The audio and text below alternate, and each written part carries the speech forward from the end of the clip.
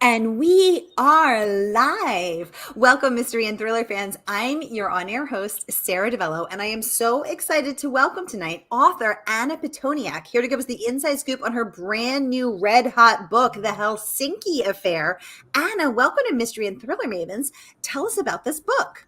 Hi, Sarah. Thank you so much for having me, and thank you for everyone out there for tuning in. I am so excited to tell you about the Helsinki Affair, which is a female-centric international spy thriller in the vein of a John le Carré or a Graham Greene or a Daniel Silva.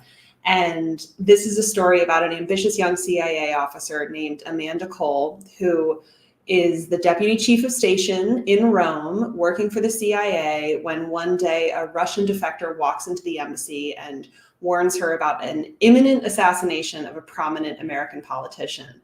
Amanda's bosses are not inclined to take this warning seriously, but she does. And as she pursues this investigation, she turns up secrets in both the present and the past. And what she turns up that's linked to the past has to do with her own father's time in the CIA. He was an officer in the CIA before Amanda, and she winds up uncovering the truth about what really happened to him in the Cold War.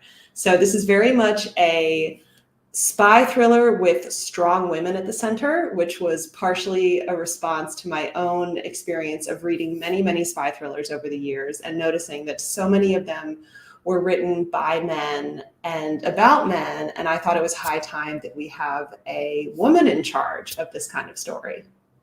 High time indeed, Anna, and I am so excited to get into every thrilling detail. But first, I just want to welcome everybody. We are broadcasting live to 6 different destinations across Facebook and YouTube. So, hey, mystery and thrill loving and spy loving friends, no matter where you're watching from, you're in the right place. This is the right time. It is Mystery Monday, and because Mondays can be murder, we're going to make them a little less painful and get your week off to a killer start. So, if you've been here before, you know the drill. And if you're new, welcome. We're so happy to have you. Here's the drill. Every Monday, I give you my hand-picked featured authors, and you get to ask them anything. So ask Anna about this spy thriller. Ask her about her lead character, Amanda Cole, a spy, daughter of a spy.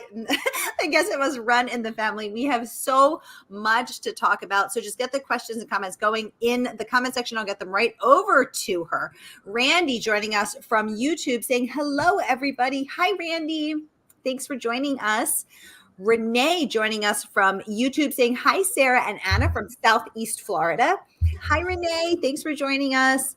Renee saying, Anna, you are a new author. It's nice to meet you. So Anna, I always say my goal is to connect readers to their favorite authors and introduce them to their next favorite authors. So here we go. Wonderful.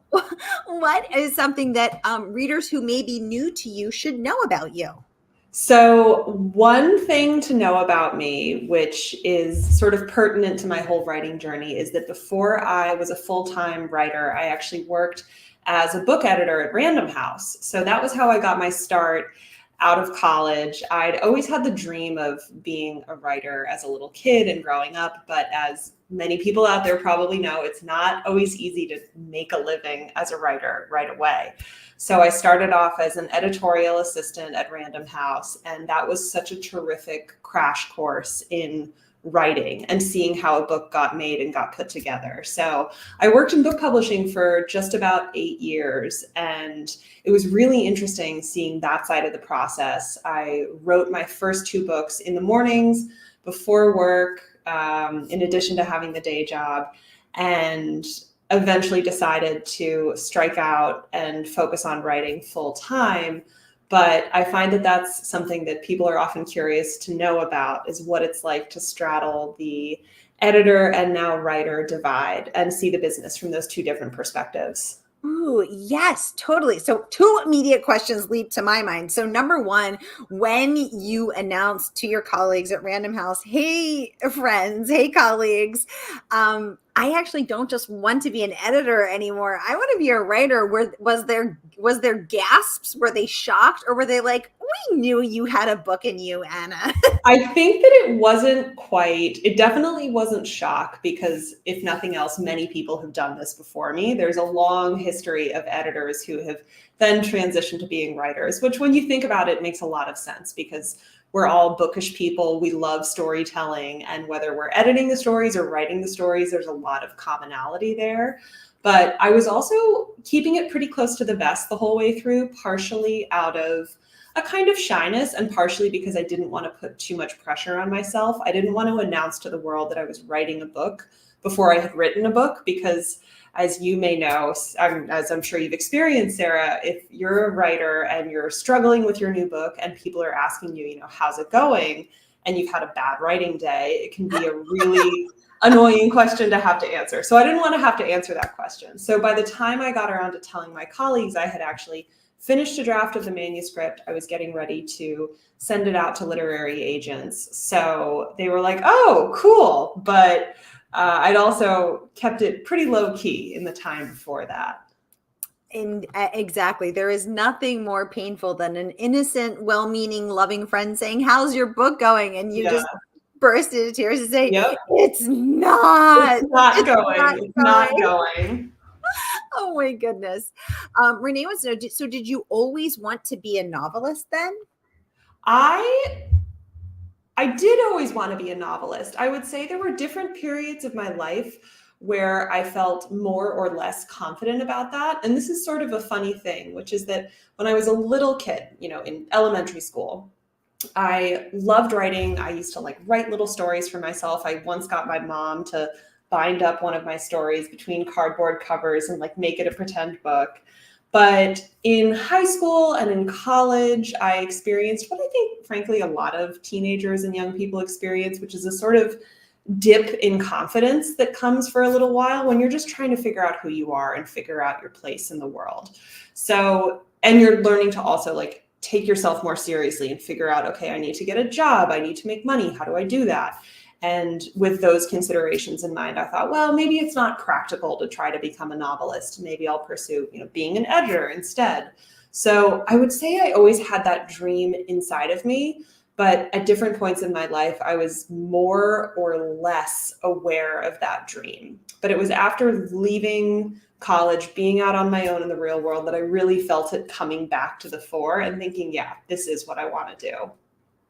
That is so true, Anna, and so relatable, because I think you're exactly right. I had the same thing when I was a really little kid. I thought, oh, I would love to be a writer. And then you go through this phase where you think, who the hell do I think I am? I could never. It's imposter syndrome. You think, well, yeah. I'm, the books, for me, the experience was the books that I had read, the books I'd read in school, the books I'd read, growing up, always seemed, they were so incredible to me. The idea that a story could just come out this way with this, level of engagement and polish in the prose and all of that. And what I didn't realize at the time was how much work goes into making a book and how much revision goes into making a book.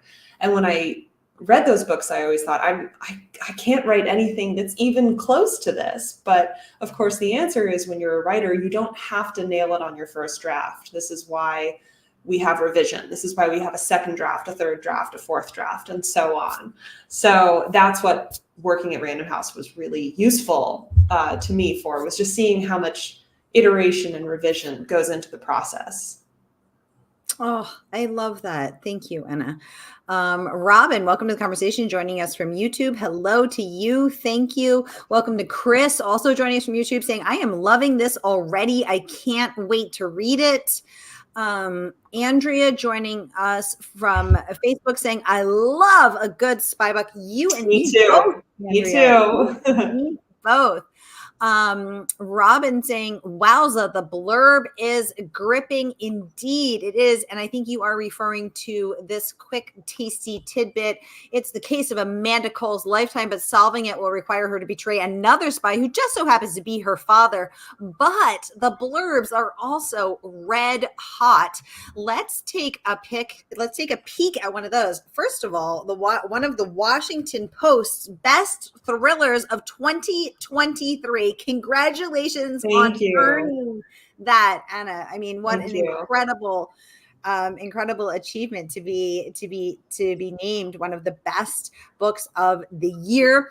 Good Morning America also raving. I'm going to pop this up as well, deeming the book propulsive, captivating. I would have this tattooed on my face if I was you. Let's take a peek at this. A propulsive, captivating spy novel. The Helsinki Affair asks what would happen if your greatest adversary in intelligence was ... your father. Renee saying huge congratulations on the Washington Post. Thank you. Robin saying this blurb is intense, so intense, right, Robin? Absolutely. And I want to get into some of these other comments as well. So first, Renee wants to know, what were your first two books about? Sure. So my first novel is called The Futures, and that's a story I wrote right after sort of navigating those first few years out of college and stepping into the working world. And that's a story about two young people who've moved to New York City in the midst of the great financial crisis in 2008.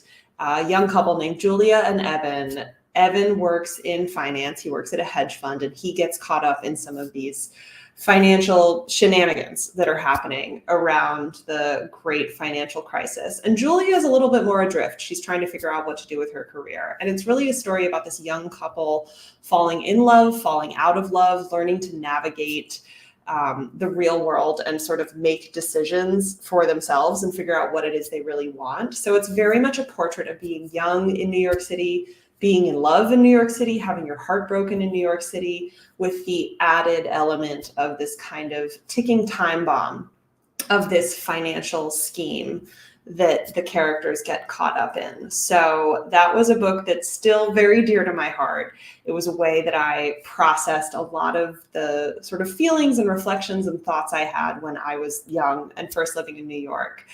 And my second book is a novel called Necessary People. That's more of sort of a psychological thriller, psychological suspense about these two ambitious young women who start off as best friends and turn into deadly rivals when they work at the same TV news station. And we have the sort of classic pairing of the beautiful blonde extrovert friend who's the center of attention and the sort of mousier, quieter, more low-key friend who's behind the scenes, but always has a little bit of envy, or in this case, a lot of envy of her best friend in the spotlight. So my books have all spanned different genres. I would say that it's only now with my fourth novel, The Helsinki Affair, that I've kind of landed squarely in the place that I've been working up to for a while, which is the spy thriller category. But what I would say all of those books have in common is they all tend to feature strong and often complicated women at the heart of the stories, and women who are really trying to figure out what it is that they want, what it is that they believe, in contrast to whatever it is, the world is telling them to believe, or their family's telling them to believe, or their friends are telling them to believe. So there are, I can't resist writing a strong woman. And in this case, she happens to be a spy. Oh, I love it. So everybody, you can grab Anna's backlist here. So here is the link to Anna's first book, The Futures, here. And here is a link to Anna's second book and first psychological thriller.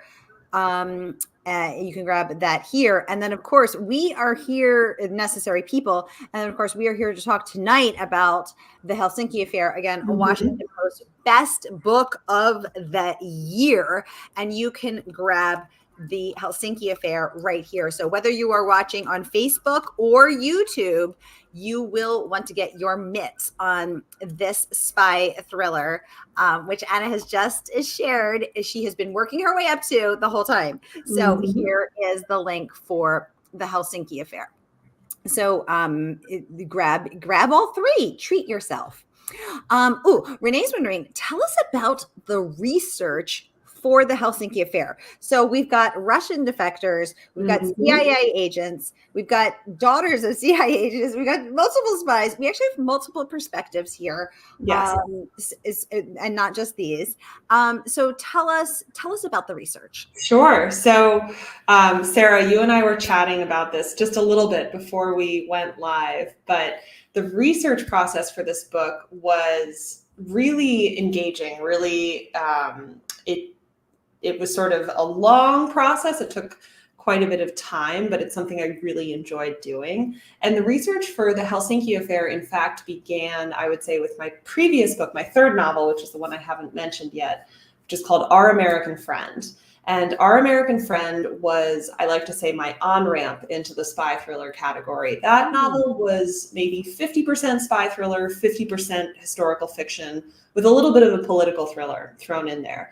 But Our American Friend has a storyline that takes place in the present day, and also a storyline that takes place during the Cold War, which is something it has in common with the Helsinki affair.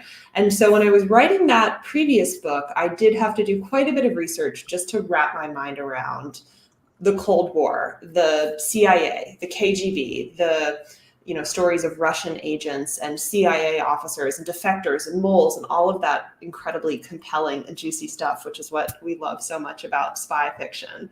And in fact, for Our American Friend, I had the chance to travel to Russia, spend a little bit of time there, just get a sense of what it's like to live there. I mean, I just barely dipped my toe in the water, but it was really, really fascinating and really enriching when it came to writing these books. And also, this was very cool. When I was working on Our American Friend, I had the chance to spend an afternoon at CIA headquarters down in Langley.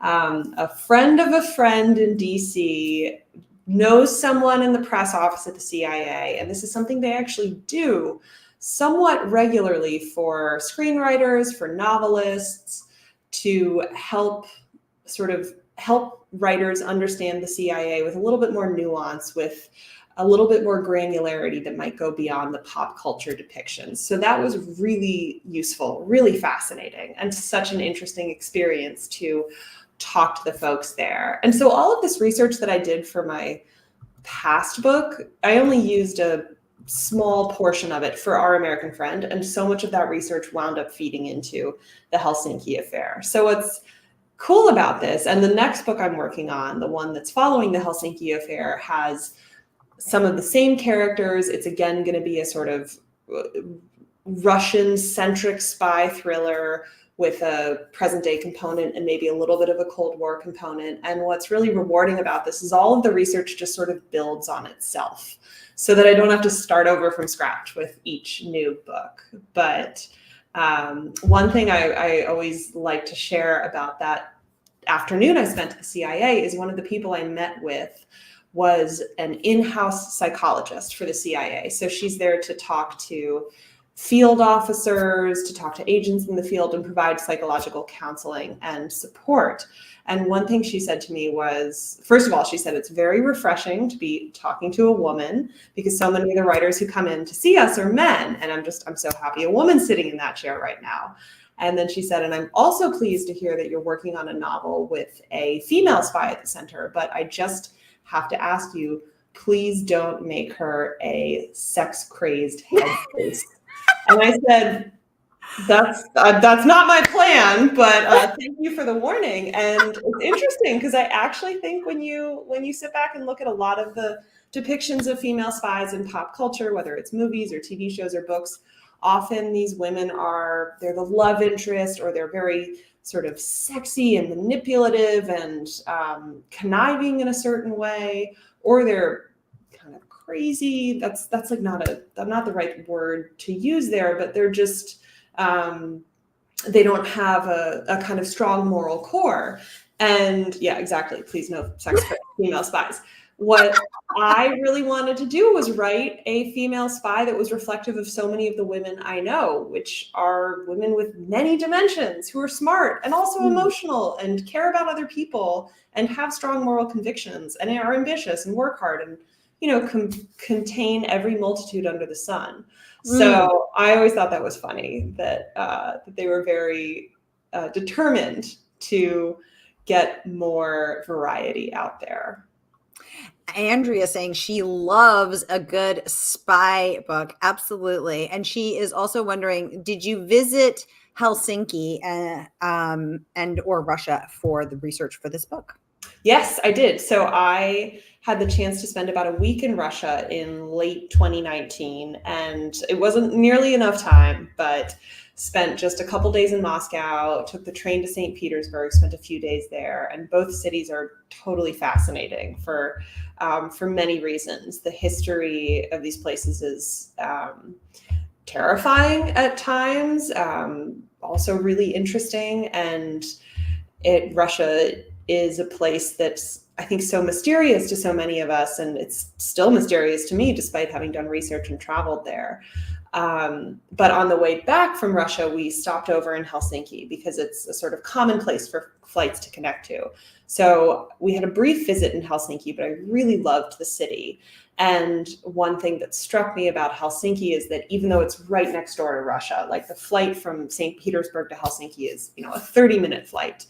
The two cities couldn't be more different. You know, you take off from the St. Petersburg airport and it's quite chaotic and loud and noisy and everything's broken, and what you might think of as sort of prototypically Russian in that it's sort of dysfunctional. You then land in Helsinki and it's the most clean, impeccable, spotless airport you've ever been in, because you are suddenly back in Europe. So you really see the contrast in these places by traveling there. And in seeing that contrast in person, it really sort of lit me up and inspired me to want to set some stories there. Thank you for that excellent question, Andrea. Thank you for the backstory. Anna Renee saying, I love books with strong women. And yes, please, no more sex-crazed female spies. Absolutely. Chris is wondering if you could talk a little more about about your process. She is wondering, I'm just scrolling through all the comments because I accidentally, here. Chris wants to know, how does your plot come to you? In your dreams, analytically, daydreams? How did you think of this Konstantin Nikolaevich Semenov wandering up to, you know, how did this come to you? So it's interesting. The ideas for the plot come to me in a number of ways. I sort of wish that I could identify what the formula is, because then it might make it a lot easier and a lot more efficient to write my books. But so much of it is sort of mysterious and out of my control. But I find that one thing that's really helpful is I'm quite disciplined about my routine of sitting down at my desk at the same time every day. And I find that just by like creating that space, by carving out that time in my day, I sort of make room for the ideas to come to me. And some days the ideas come quite naturally. Other days, you know, it's a little bit more stop and start. But the idea for the opening scene of the Helsinki affair, which is when Semenov, the Russian defector, walks into the embassy in Rome and tells Amanda Cole that he knows about a plot against this American senator. That idea was one of those wonderful kind of gifts from the universe. Probably it was more of a daydream than it was like an analytical decision. And just to like take us back in time a little bit, I started writing the Helsinki affair in April 2020. And I think we all remember how, you know, different the world was then, and how everyone was kind of everything was shut down. We were all at home. There was nothing to do. And I, like so many people, was sitting around with a lot of time on my hands and had just wrapped up edits on my previous novel and was starting to think about something new. And this idea just came to me. And what was different about this idea as compared to my previous novels is I didn't necessarily know where the idea was going to take me. So I had the idea for this scene with a walk-in and some dangerous warning that he carried with him. And I decided to just start writing it without necessarily knowing what the ending of the book would be. And with my earlier books, I always wanted to have it mapped out a little bit more in advance. I think because I didn't necessarily have the confidence in myself that I could pull it off. But this being my fourth novel, I thought, you know what? This feels like a good idea to me just on an instinctive level. So I'm going to trust it and go with it and see where it takes me. And that wound up being a really fun and quite joyful process for a book that has all these, spies and, dangerous happenings in them. It was actually a really fun book to write. So that's something I'm trying to carry forward with me into my next book too, is just like letting it rip, gotta have fun with it. Okay. Is anyone else picturing the Helsinki affair? Let it rip. Let it rip. That's what I'm trying. Yeah, I'm seeing it on a t-shirt. Yeah. Murder by the Book should start Let It Rip t-shirts. I would buy it. I am in. Yeah. Anna, this is a question for me. Did you intend I love that you describe this coming to you as a daydream, as a gift, as feeling that it is a gift from the universe, even though you have a very disciplined daily practice of writing and daily regimen of writing, very, very Russian. But also allowing the divine flow of creativity to take you where it wants. Did this gift from the universe, this daydream, also specify that multiple points of view would be part of this daydream, or did you was that something that was part of your regimented daily practice? And how many was it? Was it just Amanda and Charlie, her dad, at first, or was it, because then we get to the senator's assistant, then we're in Semenov? So how did that go? So it was almost baked into that original idea itself. So as I had the idea for, Semenov walking into the embassy, I knew that I wanted to describe that scene and, the entirety of the scene as it plays out with Amanda in the third person narration with this kind of omniscient narrator. And this is a real change for me because my first three books had all had first person narrators. So we were very much in the shoes of the main characters. And that's the only way that we could see the world. And with this book, I thought it's just a story that came to me from that more removed perspective. I wasn't so much in Amanda's shoes as I was seeing her from slightly above. And the great thing about writing from that more removed third person perspective is it gives you the leeway to move around between other characters. So when I switched over to her father, that was easy to accomplish. And I didn't have it mapped out how many perspectives there were going to be, how many characters we would be, focused on. That all kind of evolved as I wrote the story. But I found that there were certain characters where I just had a lot of fun focusing on them, or they were crucial to the plot and I needed to spend a lot of time with them to move the ball forward. So Amanda's obviously one such character. Her father, Charlie, is another such character, the sort of big bad Russian oligarch. Who we find out is behind this whole conspiracy, is another character whose perspective we get into. And I have fun doing that because these characters are all very wide-ranging and have very different motivations, very different backstories, come from very different places. And I like being able to drop myself and drop the reader into those different parts of the world so that we can see the story from different dimensions. Ooh, I love that. Thank you for these wonderful questions. Oh my gosh, there's so many. I can't wait to get to all of them. Renee asking if I started writing my next book yet. Renee, I appreciate that nudge. Thank you. I have not. I'm still hibernating in my creative chrysalis.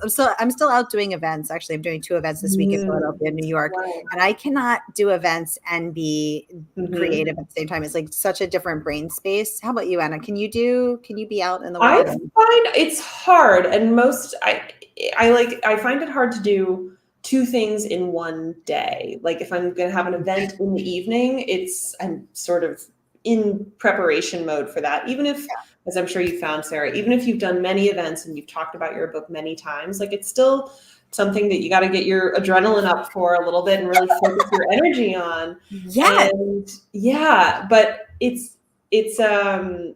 I also find that if I go for a while without writing, I start to feel like not like myself. Writing is Yes. it's such a grounding Mm. practice. It's such an important part of like my life and my identity, as I'm sure it is for you too. So sometimes if I've been in book promo mode or book event mode for a while, I start to feel a little bit disconnected and off. So then I get more diligent about really setting aside a couple days in the week to just be a hermit and go to the library and write or something like that. I love that. Mm-hmm. Renee wants to know, what year did you start working at Random House, and is the Helsinki Affair published by Random House? It's not. It's published by Simon & Schuster. So, Right. Renee, it's a great question, Renee. Thank you so much for asking. And Anna, did you think about going back to Random House and saying, "Oh, you,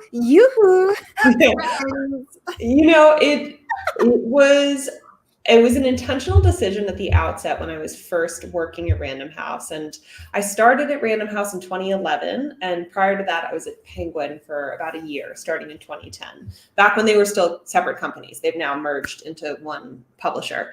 But when I was working at Random House as an editor and I found an agent and we were getting ready to submit my first novel, The Futures, we were quite purposeful about not submitting that novel to Random House because I didn't want to put my colleagues in the position of feeling like they were obligated to me somehow. And I didn't want to also feel myself like if I managed to get this book published, that it was because I had connections there or because it was nepotism or anything. I really wanted to create that clean separation. So my first two books were published by Little Brown.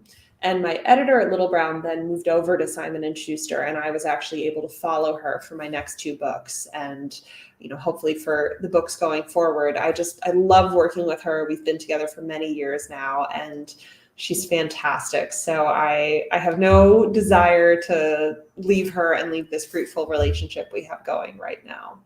That is such a great question, Renee, and such a great answer, Anna. Thank you so much for that. Okay, we have another really great question. Renee wants to know, are the books that we have signed? So they are not, but I bet that if you DM me your receipt for Murder by the Book, I can get a signed Mystery and Thriller Maven book plate from Anna. Anna, will you sign book plates for our Mystery and Thriller friends? Absolutely. With pleasure, I would. And I have very special Mystery and Thriller Maven book plates with my very cool female spy in her spy hat. Love it. So this would make a perfect holiday gift for yourself or the mystery and thriller lover in your life. So here is the link again, whether you're watching on Facebook or YouTube, order now. And I'm going to pop this up so you can all see it.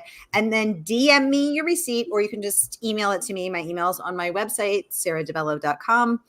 Or you can submit it through mysteryandthrillermavens.com, and I will get you a signed book plate from author Anna Pitoniak, again, Washington Post best book of the year. So here's that link to grab it. And again, these books must be purchased through our favorite woman-owned independent bookstore. That is, of course, Murder by the Book. Okay, everyone's loving Let It Rip. Let it rip. Yes, exactly. Chris saying Anna's enthusiasm is wonderful. It's like she went along for the ride just like her readers will. Yeah. Oh, that's so sweet. Chris, I love that. Thank you. That is really lovely. Thank you, Chris. Yeah.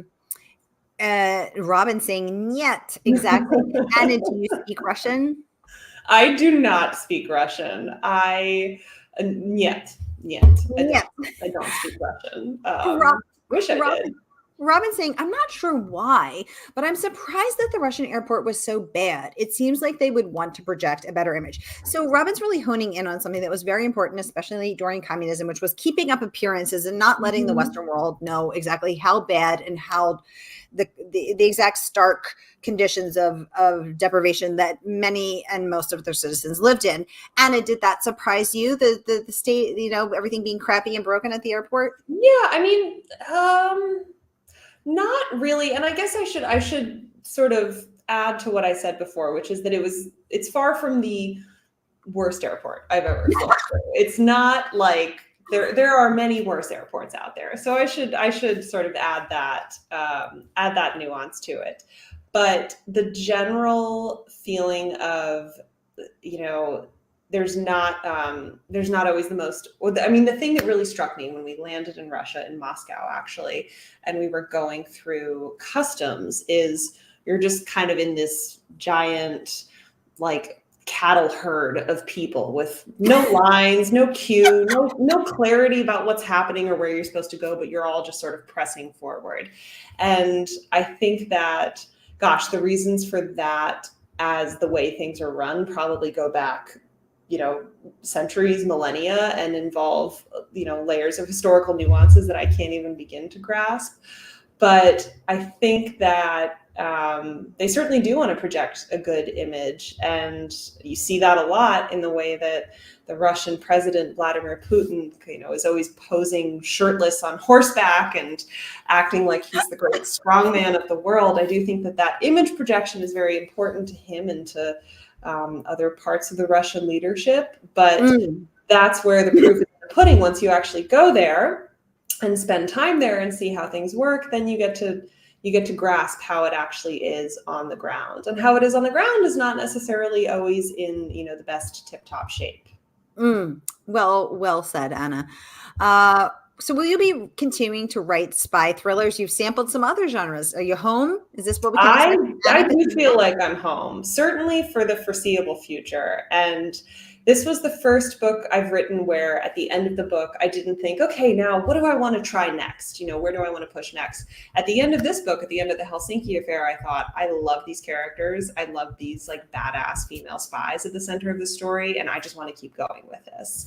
So I do feel that I've found my groove and, or again, at least found my groove for the time being, for the next while. And I'm really excited to keep writing in this space and, hopefully pushing myself and trying to grow and expand, and just make the next book, a lot more fun. So, yeah.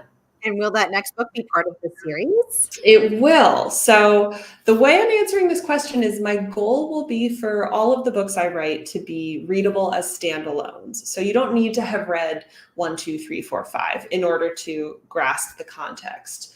Because I think it's important for me that my next book be a book that you don't have to have read the Helsinki affair for in order to understand. But there will be recurring characters, some recurring storylines. And for myself, I love that feeling of finding a great author or great characters who you really connect with, and you get to just keep going and going with them.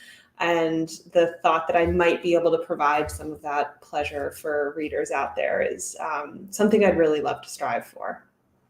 So recurring characters, but Andrea saying no honeypot female spies. No, maybe some honeypot male spies. I don't know. We could flip it around, right? So, and just when we thought that the Helsinki affair couldn't get any better, now we know that there is one potential, tiny place for improvement: the honeypot male spies. Yeah.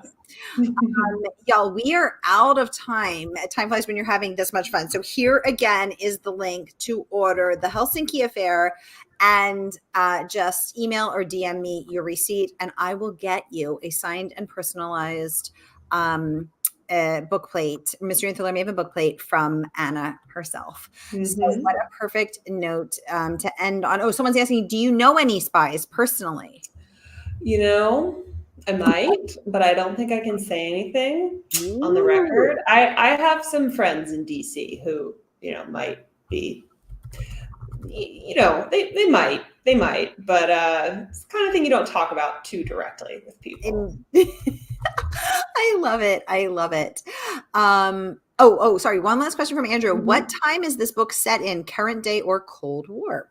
It's set in both, actually. So the majority of the action takes place in present day, Amanda's storyline and all of that. But we do have a number of flashbacks to the era when her father, Charlie Cole, was stationed in Helsinki during the Cold War. So we get a little bit of that Cold War intrigue as well. And what I really loved doing was drawing some of the parallels between the Cold War and the present day, because I do think we see some parallels there.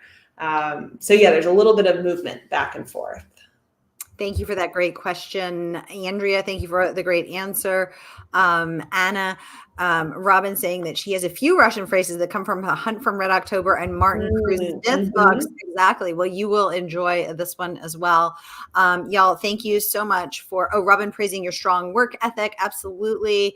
Renee saying thank you so much for the conversation. Thank you all for joining us. It has been a Mystery Monday. I hope this Mystery Monday got your week off to a killer start. Renee saying, I can't wait to read The Helsinki Affair and your future spy thrillers. Thank you. I'm so glad you met a new favorite author, Renee. That's so cool. Thank you all for joining us. I hope you have a great week, and I will see you next week for a Mystery Monday. Remember, Mondays can be murder. Have a great week, y'all.